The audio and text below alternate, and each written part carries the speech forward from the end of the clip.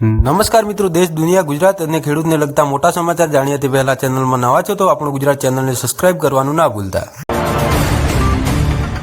હિંમતનગરમાં રખડતા પશુઓનો આતંક, રખડતા ઢોરે બાળકને અડફેટે લેતા ગંભીર ઈજા।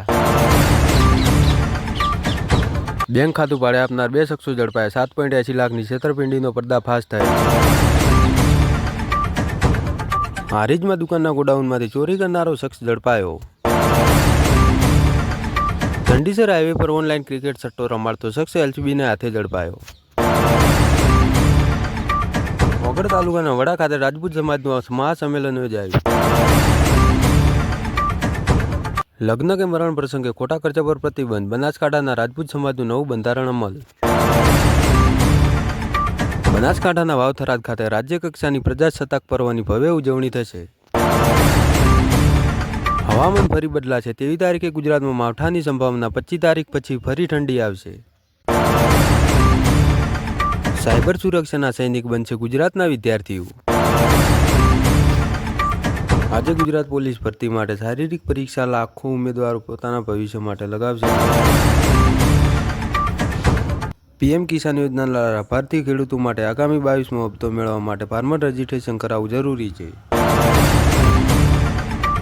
બગદાણામાં કોળી સમાજ યુવક પર હુમલાનો કેસમાં નવો વાળાંક, માયાભાઈ આહિરના પુત્ર જયરાજને એસઆઈટીનું તેડું।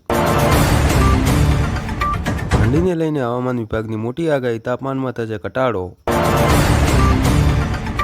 આજથી પોલીસ ભરતી માટે 15 સ્થળ પર શારીરિક કસોટીનું આયોજન। રાજ્યમાં ફરી વરસાદની માહોલ જામશે, 23 જાન્યુઆરીથી કમોસમી વરસાદની આગાહી। ગુજરાતમાં આપનો મોટો દાવો, હવે ભાજપ સાથે સીધી ટક્કર, કોંગ્રેસ રેસમાંથી બહાર। તમારા પૈસા તમારો અધિકાર અભિયાન અંતર્ગત 104 કરોડ રકમ ખાતેદારોને પરત કરાઈ। અભિનેતા વિક્રમ ઠાકોરે રાજકારણમાં જોડાવાનો સંકેત આપ્યો। સાચું શિક્ષણ ત્યારે જ સાકાર થાય જ્યારે જ્ઞાન સાથે ચરિત્રનો સહયોગ થાય, અમિત શાહ। ફળદ્રુપ જમીન બચાવવા ખેડૂતો લડી લેવા પણ તૈયાર, એરપોર્ટને અન્ય જગ્યાએ ખસેડવા ખેડૂતોએ માંગ કરી। પરેશ ગોસ્વામીની આગાહી, જાન્યુઆરીના અંતિમ સપ્તાહમાં રેકોર્ડ બ્રેક ઠંડી પડી શકે છે, ગુજરાતમાં માવઠાની પણ શક્યતા। આમ આદમી પાર્ટીને સમગ્ર ગુજરાતમાં દરેક સમાજનું સમર્થન મળી રહ્યું છે, અરવિંદ કેજરીવાલ। બનાસકાંઠા પોલીસને મળી મોટી સફળતા, ડીસા અને થરાદના ચોરીના ગુનાઓ ઉકેલાયા, રીઢો તસ્કર મળ્યો।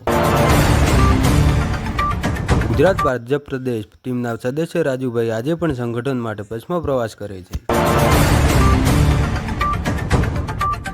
તો મિત્રો, દેશ દુનિયા ગુજરાતને ખેડૂતને લગતા આવા ટોપ 10 સમાચાર જોવા માટે ચેનલને સબસ્ક્રાઇબ કરવાનું ના ભૂલતા।